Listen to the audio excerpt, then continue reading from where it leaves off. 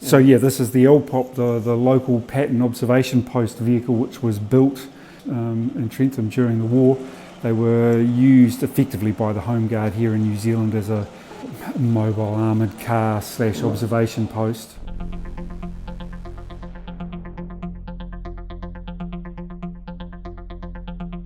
Okay, Nigel Logan, we're here at Tawhiti Museum near Hāwera, South Taranaki again.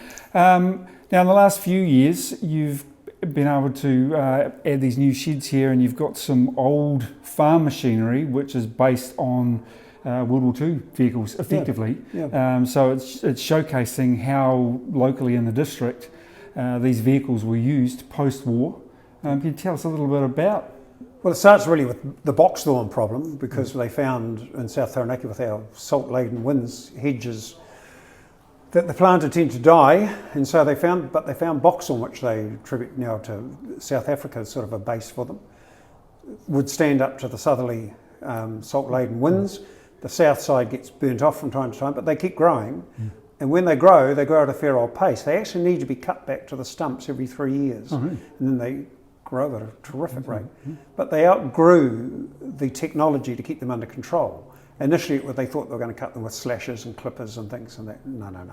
And so then they started with tractors, with early tractors, and they tried to get a blade of some sort going. And it sort of worked, but these things were growing timber, that'd be 200 and 300 thick in the branches and stumps and things, and they needed serious power. Of course, at the end of the Second World War, all this army surplus stuff came on the market. And so Butler Brothers of Inglewood, and there were 4 brothers, put 2 gangs together. So there was a cutter and a sweep with 2 of them, and a cutter and a sweep for the second. And so they operated in North and South Taranaki with these machines. Of course, as kids on farms, when they arrived, it was like the army arriving. It was just fabulous. We couldn't believe it. And it just appealed. And so Bren Carriers were the first thing to get used. I think they bought, from memory, 12 of them, from ex-army ones. And then they got into 4x4 Ford trucks. Well, they're all flatted Ford V8s. Sound fabulous when they start them up. And then the one behind us is a sort of a bit of an unusual beast, which no one could really work out, including the Butlers themselves, because they were just buying them as army surplus, not always knowing what their history was. And everyone had a theory about what this beast had been made on. And it was only through yourself that we were actually able to finally nail it and say what they were, where they were made, and what had been the idea of them. So this is the LPOP, the local pattern observation post vehicle, which was built, I think, by the railway workshops, the army workshops in Trentham during the war. They were used effectively by the Home Guard here in New Zealand as a mobile armoured car / observation post, but they were used in Korea. The New Zealand Army took only about 4 of them or so. To Korea. And the rest just never left the country. No. The National Army Museum in Waiouru has one, which is an operating vehicle. I've seen this one here. I've never seen another. I'm not sure how many are actually extant around the country. Not many, if any more.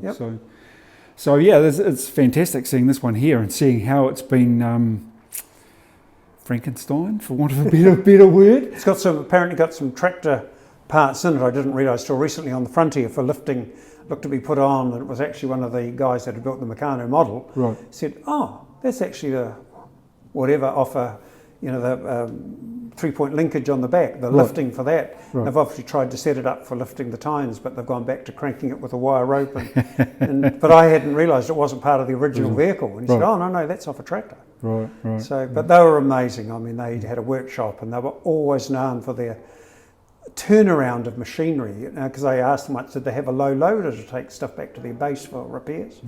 They said, no, the repairs were just done in the paddock. I said, what about an engine? They said, they'd be known to take the engine out of their Ford pickup and drop it into the cutter or into the sweep, just out in the paddock, because to get the day through. And then they'd organise putting the engine back in, but they'd do clutch jobs and gearbox jobs in the paddock. And they just did a big cycle out from the workshop. And it just, when it got back to the workshop as part of the farm cycle, that they might do some work back at the shed. But they certainly never transported machinery to get repaired. It was all done literally in the paddock. I did shoot some footage earlier of one of the cutters just behind us here with the blade. And I've got to say, that does look rather patchwork. Early welding technology. Yeah. Well, they said it was their first welder, either in Taranaki or in Inglewood. I'm not sure, but yeah, it's interesting welding. So you've got these, the Bren Carriers, the Ford V8, the LPOP here. In the back shed, you've also got some other military vehicles. Oh, yeah. So that, along with the farm power exhibition, the tractors and everything, you've got a lot of vehicles here, as well as the history side of the museum. So anybody wants to call in and have a good wander around, look at a whole lot of tractors and other vehicles, this was a good way to... It's good because for some people this is the highlight, the machinery side. You get guys pouring them, we struggle to ever find them to get them back on the bus or whatever. And for others, it's sort of one walk in and quick walk out, and that machinery's not for me. Which is great, because that means that we're covering a spectrum of interest. And it's good to see the interest and being able to, again, like this, tell a family history, tell their history through their machinery, and they're now preserved forever. Hopefully. We couldn't ask for more. That's it. Chris, ticks all the boxes for us. It does for the family. They're thrilled to see it all here. Exactly.